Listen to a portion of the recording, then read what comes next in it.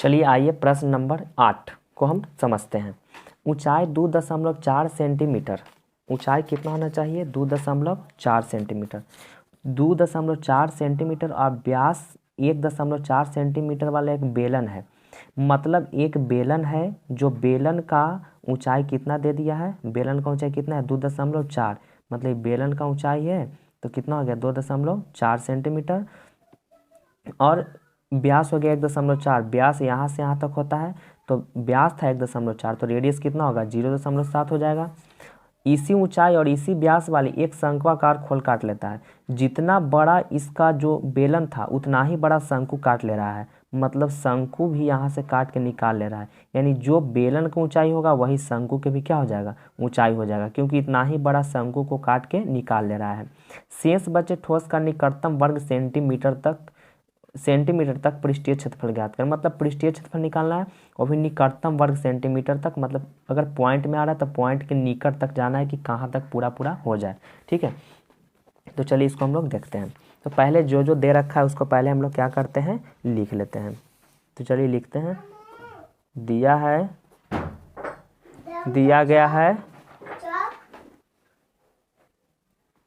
क्या क्या दे रखा था इसमें, जो दिया गया उसको क्या करते हैं लिख लेते हैं।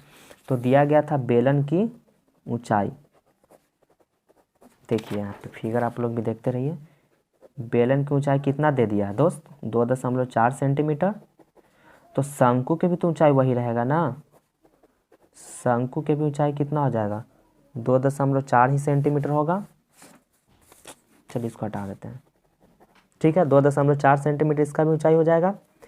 और बेलन की त्रिज्या कितना होगा, तो बेलन की व्यास दिया है ना, बेलन का व्यास दिया गया है 1.4 सेंटीमीटर, तो बेलन का त्रिज्या कितना हो जाएगा व्यास का आधा, यानी हो जाएगा 0.7 सेंटीमीटर।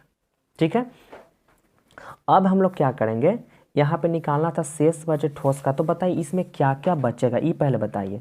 अगर इसमें शेष इसमें बचा क्या, ये फिगर डालने के बाद, तो इसमें पहले क्या करेंगे, अगर पूछेगा कि शेष बचे ठोस का तो लिखेंगे ठोस का और पृष्ठीय क्षेत्रफल बराबर क्या क्या बनेगा, कि पहले बेलन का वक्र पृष्ठ क्षेत्रफल, ठीक है, और प्लस शंकु का वक्र पृष्ठ क्षेत्रफल और प्लस वृत्त का क्षेत्रफल। क्यों वृत्त का क्षेत्रफल करेंगे, क्योंकि जब इसमें बेलन में कितने वृत्त बने हुए हैं, 2 वृत्त बने हुए हैं, एक वृत्त ऊपर है और एक वृत्त नीचे है, और नीचे से इसको काट के निकाल लिए, नीचे से ये पूरा पार्ट को शंकु को हम काट के क्या कर ले रहे हैं निकाल ले रहे हैं। तो बताइए ऊपर वाला वृत्त तो उसी रह जाएगा, नीचे वाला वृत्त न सिर्फ निकल जाएगा।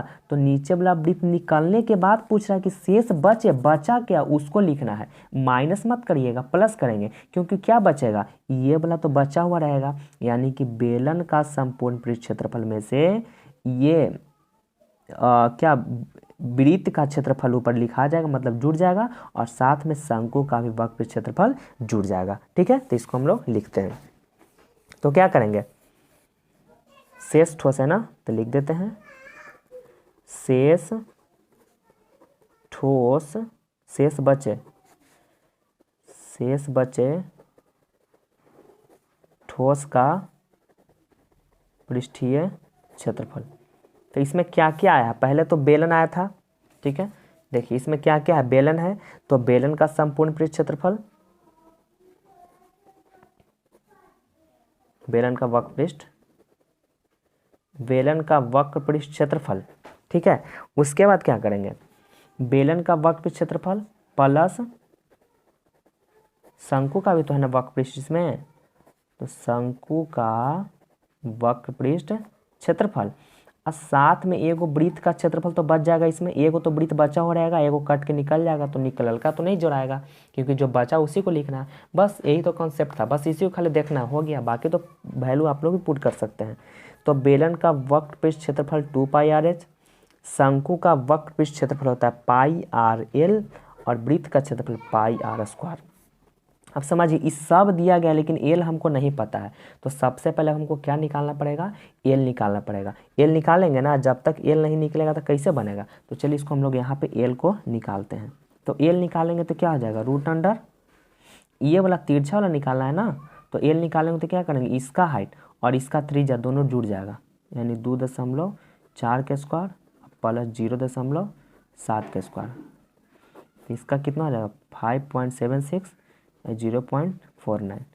जब इसको जोड़ेंगे तो आ जाएगा 6.25। कितना का वर्गमूल है जी 2.5 का, यानी 2.5 मीटर में आ रहा है सेंटीमीटर में, तो 2.5 सेंटीमीटर इसका क्या निकल के आ जाएगा एल। तो यहाँ पे एल के वैल्यू ये वाला भर देंगे, ठीक है। तो पहले यहाँ पे कॉमन जो इसको ले लीजिए, 2 तो किसी में कॉमन होगा नहीं, ठीक है, तो सिर्फ पाई कॉमन होगा। उसके बाद और क्या कॉमन है, रेडियस इसमें भी, रेडियस इसमें भी, रेडियस इसमें भी, और तीनों का रेडियस सेम है। देखिए जो बेलन का त्रिज्या है वो भी शंकु का त्रिज्या रहेगा। देखिए बताया ना यहाँ पे, जो बेलन का त्रिज्या ही है वही तो शंकु इसमें भी कट रहा है ना, शंकु का भी त्रिज्या कितना रह जाएगा, यही रह जाएगा। लिख देते हैं शंकु की त्रिज्या, तो शंकु की त्रिज्या भी कितना हो जाएगा 0.7 सेंटीमीटर। तो रेडियस भी सेम है, रेडियस कॉमन हो जाएगा, तो पाई आर कॉमन ले लिए तो क्या बचा 2 बचा और एच बचा, तो 2h लिख देंगे। पाई आर निकल ही गया तो क्या बचा, इसमें एल बचा, और पाई आर निकल गया तो एगो रेडियस इसमें भी बच गया, ठीक है। तो पाई का मान 22/7, रेडियस कितना है आपका 0.7,